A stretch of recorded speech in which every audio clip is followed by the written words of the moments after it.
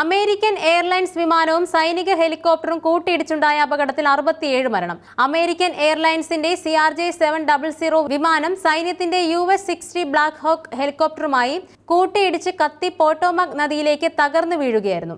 27 മൃതദേഹങ്ങൾ കണ്ടെടുത്തു. അപകട കാരണം വ്യക്തമായിട്ടില്ല. ബുധനാഴ്ച പ്രാദേശിക സമയം രാത്രി 8:42ഓടെ റൊണാൾഡ് റീഗൻ നാഷണൽ എയർപോർട്ടിന് സമീപമാണ് അപകടം. കാൻസാസിലെ വിജിതയിൽ നിന്നും പുറപ്പെട്ട വിമാനത്തിൽ 60 യാത്രക്കാരും 4 ജീവനക്കാരും ഉണ്ടായിരുന്നു. റഷ്യൻ ഫിഗർ സ്കേറ്റർമാരും ലോക ചാമ്പ്യന്മാരുമായ വാഡിം നൗമോക്, യെവ്ജിന ഷിഷ്കോ എന്നിവരും കൊല്ലപ്പെട്ടവരിൽ ഉൾപ്പെടുന്നു. പരിശീലന പറക്കൽ നടത്തിയ ഹെലികോപ്റ്ററിൽ 3 സൈനിക ഉദ്യോഗസ്ഥരാണ് ഉണ്ടായിരുന്നത്. വിമാനം ലാൻഡിങ്ങിന് ഒരുങ്ങുന്നതിനിടെ ആകാശത്ത് വെച്ച് തന്നെ ഹെലികോപ്റ്ററുമായി കൂട്ടിയിടിച്ച് കത്തുകയായിരുന്നു. പ്രാദേശിക സമയം രാത്രി 8:39 ഹെലികോപ്റ്റർ ഡേവിസൺ എയർബേസിൽ നിന്നും ടേക്ക് ഓഫ് ചെയ്തത്. 375 അടി ഉയരത്തിൽ വെച്ചായിരുന്നു അപകടം. അപകടത്തിൽ ആരും രക്ഷപ്പെട്ടതായി സൂചനയില്ലെന്ന് രക്ഷാപ്രവർത്തകർ പറഞ്ഞു. ഫയർ ഡിപ്പാർട്ട്മെന്റും FBI, ആർമി നീന്തൽ വിദഗ്ധരും ചേർന്ന് നദിയിൽ തിരച്ചിൽ നടത്തി. രാത്രിയിലാണ് അപകടമെന്നും പോട്ടോമാക് നദിയിലെ കുറഞ്ഞ താപനിലയും രക്ഷാപ്രവർത്തനത്തിന് വെല്ലുവിളിയായി.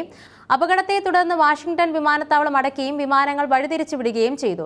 2009 ശേഷം രാജ്യത്തുണ്ടാകുന്ന വലിയ വിമാനാപകടമാണിത്. സംഭവത്തിൽ വൈറ്റ് ഹൌസും US കരസേനയും നാഷണൽ ട്രാൻസ്പോർട്ടേഷൻ ഏജൻസിയും അന്വേഷണം ആരംഭിച്ചു. വിമാനത്തിന്റെ ബ്ലാക്ക് ബോക്സ് നദിയിൽ നിന്നും കണ്ടെടുത്തിട്ടുണ്ട്. ഞെട്ടിപ്പിക്കുന്ന അപകടമെന്ന് അമേരിക്കൻ പ്രസിഡന്റ് ഡൊണാൾഡ് ട്രംപ് പറഞ്ഞു. വിമാനങ്ങളുടെ പ്രവർത്തനങ്ങൾ നിയന്ത്രിക്കുന്നതിൽ കൺട്രോൾ ടവറുകളുടെ കാര്യക്ഷമതയിൽ ട്രംപ് സംശയം പ്രകടിപ്പിച്ചു. 24 വർഷങ്ങൾക്ക് ശേഷം US-ൽ ഉണ്ടായിട്ടുള്ള മാരകമായ വിമാന അപകടമാണിത്. രാജ്യത്തെ വ്യോമയാന സുരക്ഷയെക്കുറിച്ച് സമീപകാലത്ത് ഉയർന്നു വന്ന ആശങ്കകൾ ശരിവയ്ക്കുന്നതാണ് വാഷിംഗ്ടണിലെ അപകടമെന്ന് വിദഗ്ധർ ചൂണ്ടിക്കാട്ടുന്നു. വാണിജ്യ വിമാനങ്ങൾ ഉൾപ്പെടുന്ന അപകടങ്ങളിൽ കുത്തനെയുള്ള വർധനവിന് രാജ്യം സാക്ഷ്യം വഹിച്ചു. 2022-ൽ 5ഉം 2023-ൽ 11ഉം സംഭവങ്ങൾ റിപ്പോർട്ട് ചെയ്തു. വാഷിംഗ്ടണിന് ചുറ്റുമുള്ള വ്യോമമേഖല ഭൂരിഭാഗം സമയവും തിരക്കേറിയതാണ്. അപകടം നടന്ന റീഗൻ നാഷണൽ എയർപോർട്ടിൽ US-ലെ ഏറ്റവും തിരക്കേറിയതും സങ്കീർണവുമായ വിമാനത്താവളങ്ങളിൽ ഒന്നാണ്. സൈനിക വാണിജ്യ വിമാനങ്ങളും ഇവിടെ പ്രവർത്തിപ്പിക്കുന്നുണ്ട്. ഒരേ സമയത്ത് ഒന്നിലധികം വിമാനങ്ങൾ കൈകാര്യം ചെയ്യേണ്ടി വരുന്നത് വിമാനത്താവളത്തിലെ അപകട സാധ്യത വർദ്ധിപ്പിക്കുമെന്ന് നേരത്തെ മുന്നറിയിപ്പുകൾ ഉണ്ടായിരുന്നു. പെന്റഗണും വൈറ്റ് ഹൌസും ഉൾപ്പെടെ അതിസുരക്ഷാ മേഖലകളുടെ സാമീപ്യവും പൈലറ്റുമാർക്ക് വെല്ലുവിളി സൃഷ്ടിച്ചിരുന്നു. പൂർണ്ണമായും എയർ ട്രാഫിക് കൺട്രോളറിന്റെ നിയന്ത്രണത്തിലല്ലെങ്കിൽ ഈ വ്യോമ മേഖലയിലേക്ക് അനുമതി ലഭിക്കില്ല.